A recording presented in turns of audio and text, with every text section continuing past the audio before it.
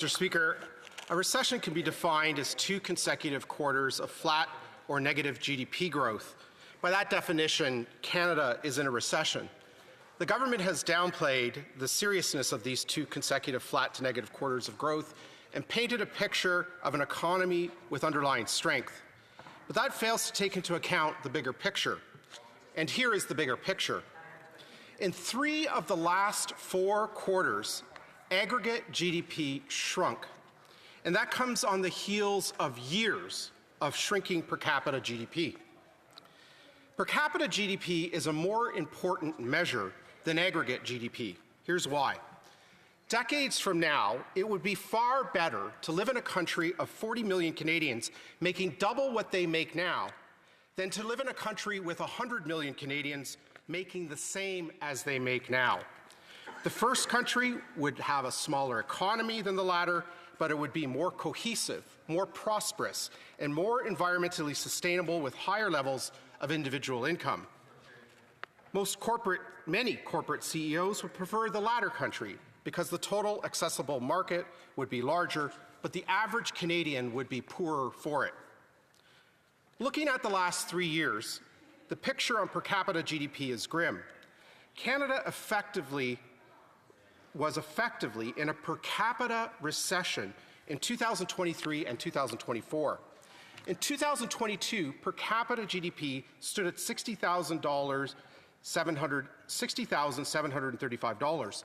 In 2023, it shrunk $458. In 2024, it shrunk yet again, $539. So, over a 2-year period, per capita GDP dropped by almost $1,000 per person, a drop of about 1.6%. And looking at the last 6 years, the picture is not much better. Before the pandemic began, per capita GDP stood at $59,681 in 2019.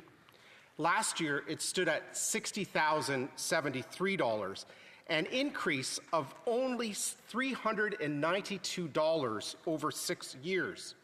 This is a compound annual growth rate of 0.1% per year, effectively zero.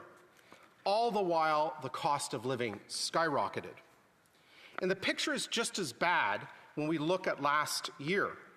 While per capita GDP edged up slightly in the last quarter of 2020, in the last quarter, the first quarter of 2026, by 0.2%, quarter over quarter, the fact is per capita GDP shrunk in Q2 and Q4 last year. As a result, per capita GDP last quarter was up only 0.2% year over year, effectively zero. In other words, per capita GDP under the first year of this new Liberal government follows the same trajectory as it had under the old Liberal government. Part of the bigger picture is not only declining GDP, but productivity. As a Nobel Prize-winning economist once said, quote, "Productivity isn't everything, but in the long run, it's almost everything. A country's ability to improve its standard of living over time depends almost entirely on its ability to raise its output per worker." The picture on productivity looks grim. When we look at StatsCan's annual measures, labor productivity has declined in each and every one of the last 4 years for which we have full year data. Productivity dropped from $67.70 an hour worked in 2020 to $63.20 in 2024, a decline of almost 7%. 2 years ago, on March 26, 2024, Senior Deputy Governor of the Bank of Canada, Carolyn Rogers, called Canada's lagging productivity an emergency. Since then, productivity appears to have flatlined, if not declined. The emergency appears to have become even more dire. When we look at StatsCan's quarterly measures, business sector labor productivity declined over the last year. In the first quarter of 2025, it measured on an index of 100 at 104.7. Last quarter, it stood at 104.074, a decline of 0.5% in just 1 year. Under this new Liberal government, the productivity emergency has gotten worse than it was under the old Liberal government. Mr. Speaker, at this point, I'll just remind the House that I'll be splitting my time with another member. When the Bank of Canada rang the alarm bells on productivity, it cited low levels of business investment as one of the root causes. Business investment has plummeted over the past decade. According to a recent analysis by Stephen Globerman of the Fraser Institute, business investment in plant capital, equipment, and IP, expressed as a percentage of GDP, dropped from 13.8% in 2014 to 11.1% last year. And under this new Liberal government, the decline has continued. According to StatsCan's release of May 29th, I quote, "Business capital investment fell 0.7% in the first quarter of 2026, the fifth consecutive quarterly decline." Stephen Globerman has called this a, quote, "business investment emergency." So we have not only a productivity emergency, we have a business investment emergency. The word emergency is not my word. This is the word of the Bank of Canada and of a reputable research organization. The fundamentals have not gotten better in the past 12 months under this new Liberal government. Not on per capita GDP, not on productivity growth, not on business capital investment. In fact, in many cases, it has gotten worse. The data I cite in this speech is taken from Statistics Canada, including tables 36-10-0706-01, table 36-10-0480-01, and table 36-10-0206-01, unless I've specified otherwise. Mr. Speaker, in my assessment, nothing this new Liberal government has done with this new Prime Minister in the past year fundamentally changes the trajectory of the economy. And the early data that's come in over the past 4 quarters confirms that assessment. Canada's per capita GDP continues to flatline, if not decline. Canada's productivity continues to flatline, if not decline. And Canada's business capital investment continues to flatline, if not outright decline. That's because the government has failed to introduce the fundamental reforms necessary to turn the economy around. They have failed to introduce wholesale tax reform to our personal and corporate income tax systems. We need tax reform of the scale and ambition that we saw in 1971 or that we saw in the 1980s under the government of Brian Mulroney. They have failed to introduce fiscal reform of the scale and ambition of Prime Minister Chrétien and Finance Minister Martin, who introduced in 1995 a revolutionary budget that refocused the federal government and balanced the budget in 36 months. They have failed to introduce desperately needed competition reform to address the oligopolies and uncompetitiveness of our economy that are making our goods unattractive for export to global markets. Exports expressed as a percent of our GDP have plummeted from about 43% of GDP in the year 2000 to about 33% today. And they have failed to introduce the regulatory reform needed. We need to reduce the regulation that is strangling business investment and growth. The government implicitly acknowledged that their regulatory approach isn't working. Not only have they not used the national interest designation under Bill C-5, the government is engaged in yet more consultations to introduce yet more legislation to change their regulatory approach.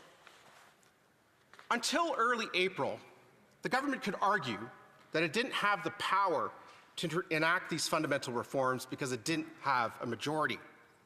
That excuse no longer holds. The early data coming in over the past 12 months is that the new Liberal government is on the same course as the old Liberal government on per capita GDP, on productivity, on business capital investment. The government has a choice to acknowledge how bad things are, reverse course, and introduce fundamental reforms in taxation, competition, regulatory, and fiscal policies, or to continue to preside over Canada's continued economic decline. If the government doesn't acknowledge the very real and serious fundamental challenges our economy is facing, they won't fix the problem. Questions and comments. Question and commentaire. The Honourable Parliament Secretary of the Government House Leader. Yes, thank you. Two quick points, Mr. Speaker. On the one hand, the member tries to give the impression that it's an issue of investment, foreign investment. You know, foreign investment today is at a 20-year high. I don't quite understand how he sees that as a decrease. On exports, we're at least 17% higher internationally outside of the United States, but also export to the United States is up from last year. Where is the member really drawing his numbers and conclusions from? Member for Wellington-Halton Hills North. Mr. Speaker, thank the member for the question. The member opposite is making the mistake of looking at flows, in other words, at the P&L rather than the balance sheet. And the balance sheet is clear. Business capital investment has declined in each and every one of the last 5 consecutive quarters. And that is the more important measurement because as capital is deployed, it depreciates. And the fact that business capital investment has continued to outpace the investments have failed to keep up with the capital depreciation of this country and depreciated and declined over the last 5 quarters is a much more alarming statistic than the flows he's citing. Questions and comments. Question and commentaire. The Honourable Member for La Pointe de l'Île. Thank you. It is true that the Canadian economy is not doing well. It is true that several of the Liberal policies have contributed to us being in a technical recession. But by catastrophizing in a non-nuanced way, aren't the Conservatives discrediting themselves? The Honourable Member, what does he think? The Honourable Member, I'll thank my colleague for the question. I'm not the one that used the word emergency. Emergency? It was the Deputy Governor of the Bank of Canada. And that is a central banker who has used the word emergency. Strong language for normally someone who is quite opaque about the direction of the economy. It's not me that used the word emergency. It was Stephen Globerman at the Fraser Institute, a reputable research organization, one of the largest economic research organizations in the country. The fact is that nothing has addressed the fundamental problems facing our economy, and that's why Canadians continue to struggle with the cost of day-to-day living and other essentials. Questions and comments. The member for Similkameen, South Okanagan, West Kootenay. Yes, I want to thank my colleague for that speech. I always learn so much whenever he stands in this House. I'm hearing constantly from the people in my riding that they're struggling with basic needs, like putting food on the table. I know I'm not the only one. I'm sure every MP around this, in this room right now, and every MP that was elected in the last year feels the same thing. And we know from the data that there's a recession, we know there's issues in Canada, but the Liberals keep denying that anything is wrong. What does my colleague think is the danger of denying issues like this when they're so blatant? And I know, as I said, the Liberals are hearing just the same things that we are hearing. What is the danger of denial? Member for Wellington-Halton Hills North.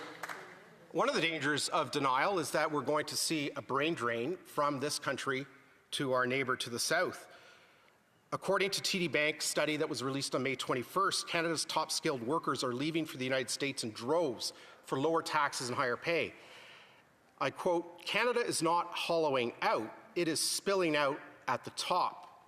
Absent progress on this front, Canada will continue to be a feeder system for the U.S. innovation economy." Statistics Canada confirms that in 2023 alone, 18,590 Canadian residents immigrated to the U.S. permanently. And a 2024 Bank of Canada study found that 40% of Canadians who would rank in the top 1% of earners have already left Canada for the United States. It also found that up to half of the top 2 to 10% of income earners have also already left.